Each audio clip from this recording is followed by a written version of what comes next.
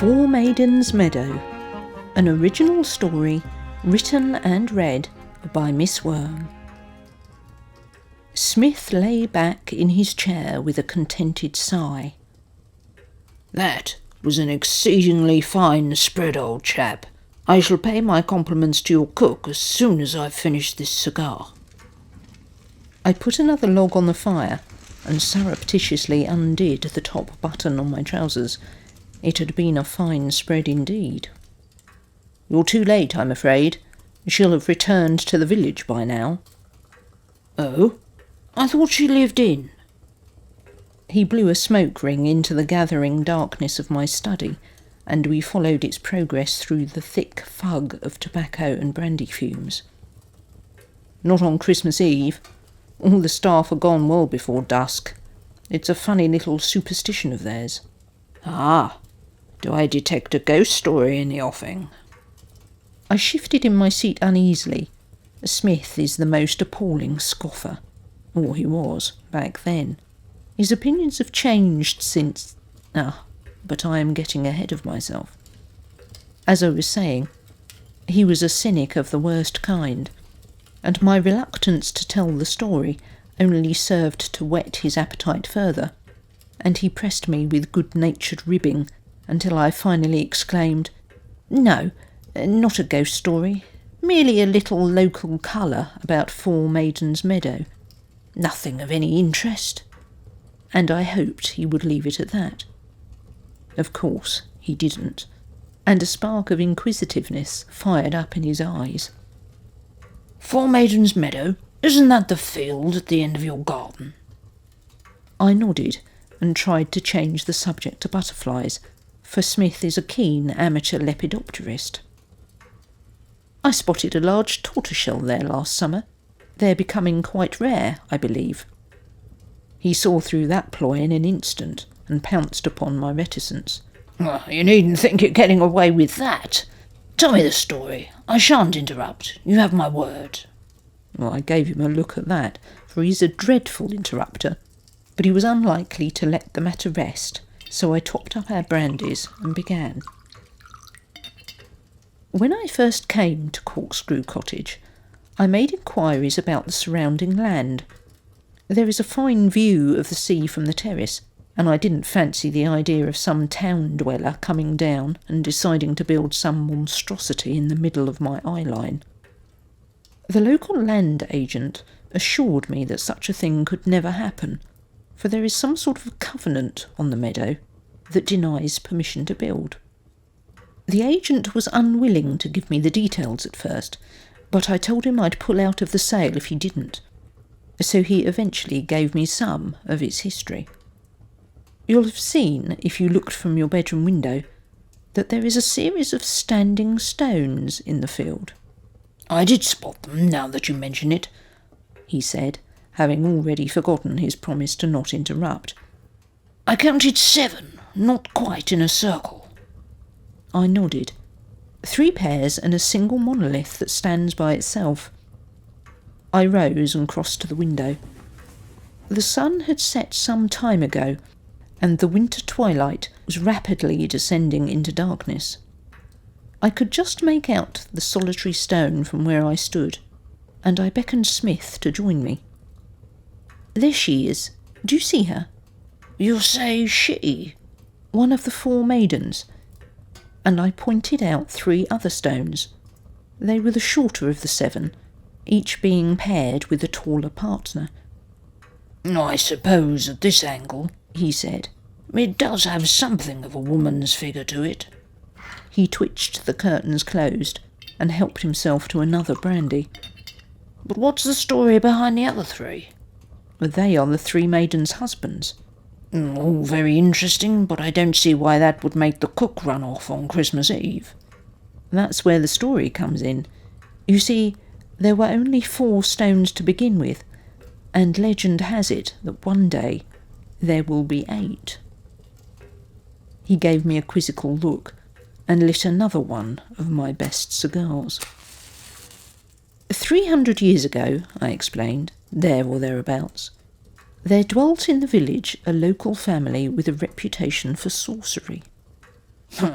Someone's cow dies and an old woman gets called a witch, I suppose. Smith shook his head. No, there was more to it than that. It said there were 4 daughters who dabbled in love potions and curses, the usual sort of nonsense. But the complaints are well documented in the local church records. I came across them when I was doing a spot of research for my last book. Their cottage stood in what's now called Four Maidens Meadow. You can still discern some of the foundations in the grass. I should like to have a look at that, said Smith, who fancies himself as something of an archaeologist when he isn't gassing butterflies. The villagers seem to have tolerated them until one of the potions went haywire, and rather a scandal. Anyway, the upshot was that a cuckolded lover took his revenge by burning down the house. Bit harsh. Quite, especially as all 4 daughters were in the cottage at the time. As the flames consumed them, the youngest screamed one final curse upon the village. The hapless witch promised the sisters would return every Christmas Eve to take some unlucky fellow back to the netherworld as a husband. When the house had finished burning, they discovered 4 stones in the ruins, 1 for each of the daughters. And now there's 7 stones, so presumably they've only taken 3 husbands. That's not a remarkably high success rate over 300 years. I say, are there any more of these mince pies? The evening wore on pleasantly enough, but by 9 o'clock his face took on a dyspeptic grimace. I suspect I might have overdone things a bit. Shouldn't have had that last piece of Stilton. He got to his feet and stretched. Think I'd better walk it off before bed, or I'll be up all night grousing. I banked up the fire, for the night had turned chill, and said I'd take the air with him. An optimistic turn of phrase, considering he insisted on taking that infernal pipe of his with him. The air had grown frosty, but not bitter, and there was little wind as we started our walk. The sky was bejewelled with stars, and a near full moon prevented the need of a lamp. We dawdled along the track and spoke little, in that comfortable way that old friends have with one another. And I suppose we had gone little more than 100 yards when Smith came to a halt. "Do you hear that?" I cocked an ear in the direction he faced, but I could hear nothing, not even the breath of wind through the hedgerows. No, what was it? He stood for another moment or two and then shrugged. "I thought I heard—" He tailed off, as if keen to keep listening. "It's probably a fox or a stoat taking a rabbit. The fields are full of them," I reassured him, amused by the sudden burst of nerves that I could feel emanating from him. He nodded, and we continued with our walk, though his attention was clearly elsewhere. After another minute, he stopped again and grabbed my arm. "There! Surely you hear it!" And he began to climb the high-hedged bank that separated the track from the fields. "A woman's voice!" Oh, very funny. I tutted at the obviousness of his prank. He ignored me and continued to scrabble up the bank. I followed him reluctantly, though I confess it intrigued me to learn how he would end his joke on me. You can imagine my surprise, therefore, when I spied a young woman lying at the base of the bank. "I say, hello there, do you need help?" cried Smith. "Oh, please, I've fallen and twisted my ankle." We scrambled down and helped the young lady to her feet. It proved a fruitless exercise, because she at once collapsed again. "This is no good," said Smith, adopting his knight-in-shining armour voice. "You can't walk on that. I shall have to carry you home. Do you live far?" "Oh, I couldn't possibly," she protested. "Nonsense." Well, there's no arguing with Smith once he sets his mind to something, and he swept the poor lass up and into his arms. "If you're sure, sir, it's not far.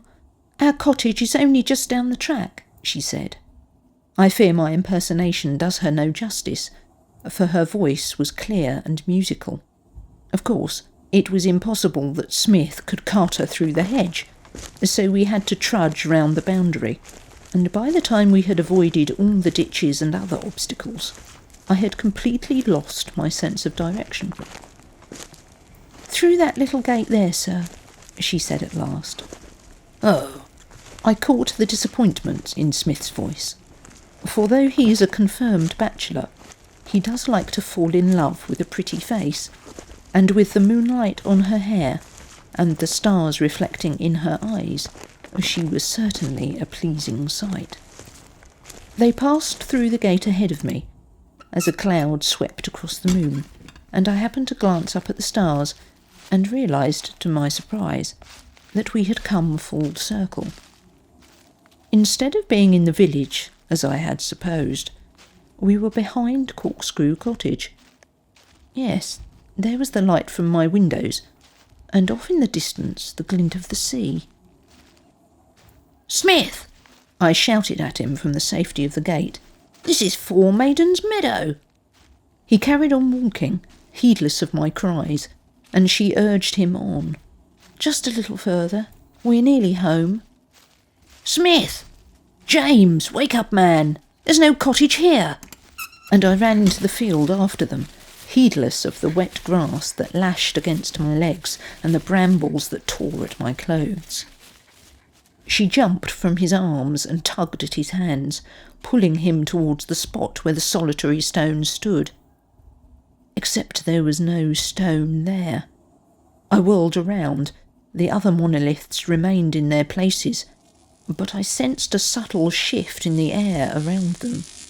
The atmosphere became charged with an electricity so malevolent that I faltered. An eerie glow surrounded them, and had I seen it from the safety of my study window, I would have dismissed it as a will-o'-the-wisp. But this was no natural phenomenon. I felt, on some deep primeval level, that I was in the presence of an ancient, living wickedness. Panic gripped me and snatched away my breath, and for every second I stood there, useless and unmoving, my friend was being carried to his doom. Another cloud shrouded the moon, and the night became as black as pitch. A gust of icy wind bit into my neck, and my hands grew numb from the sudden drop in temperature. She laughed, and my blood ran cold. It was an evil noise, a hateful old crone's cackle, but it drew me from my terrified slumber, as a cat's meow might rouse a cornered mouse. I gathered my wits and tore after them. "James, fight it! Whatever it is, fight it!" I begged him. He was hardly moving, and the noises he made were like a man stricken with lockjaw. Yet, despite his immobility, I struggled to secure a hold on him. Whatever was affecting my friend was also causing a trembling paralysis in my own hands. I pulled at him with all my might, but I was no match for her. She had the strength of 10 men, and 10 young men at that. I felt that she was toying with us, that she could have taken us both to some god-forsaken realm of hell with a simple click of her fingers.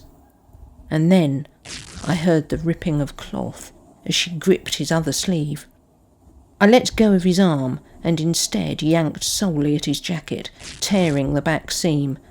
She staggered backwards as the cloth gave way in her hands, and I shoved him to one side. It was like pushing granite, but as she stumbled further, he grew lighter, and I heaved my shoulder against him. His jacket split apart, freeing him from her clutches, and I bundled him away to the edge of the field. She screamed then.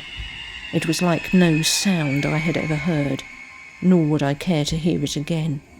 It is a sound that sometimes wakes me in the witching hours, and makes me fumble with shaking fingers for the light switch. I do not know how I got him back to the house, for he could barely move, and I had to prise his mouth open to get some brandy down him. We stayed close by the fire all night, and as the first light of Christmas morning filtered through the windows, he gradually recovered his senses, but not, alas, the full use of one arm. It has remained stiff and cold to this very day, as stiff and cold as stone.